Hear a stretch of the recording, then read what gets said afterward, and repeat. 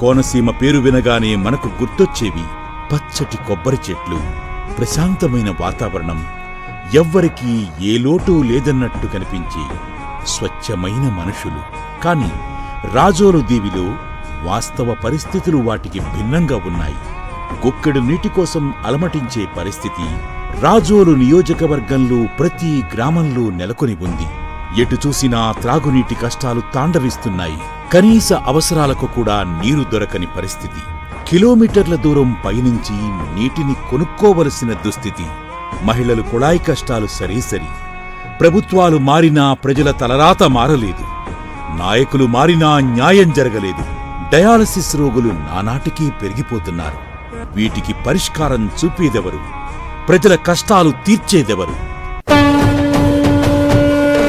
మంచినీటి ఎద్దడి అంటే మరి అటు ఇటు కాదు, చాలా భరించలేనంత ఎద్దడి ఈ రాజోలు నియోజకవర్గంలో. ప్రతి గ్రామంలోనూ మంచినీటి ఎద్దడి.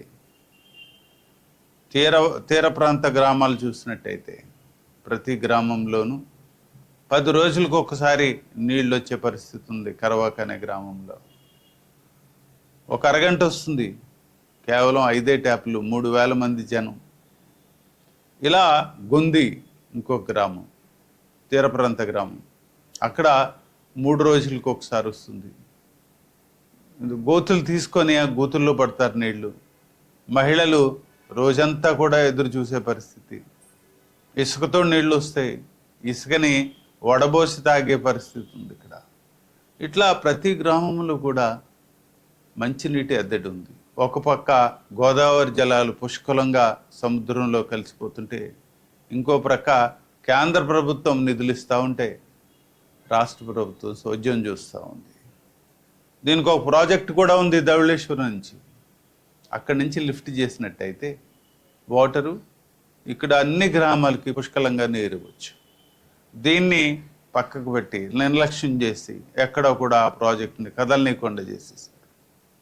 ఈ ప్రాజెక్ట్ని పూర్తిగా ఖచ్చితంగా దీన్ని టేకప్ చేసి వచ్చే ఈ సంకీర్ణ ప్రభుత్వం వారి ఆధ్వర్యంలో రాజోలు నియోజకవర్గంలో తప్పనిసరిగా నేను ఖచ్చితంగా ప్రతి గ్రామానికి ప్రతిరోజు ప్రతి ఇంటికి నీరిచ్చేందుకు నేను వారికి గ్రామాల్లో నేను హామీ ఇస్తూ ఉన్నాను.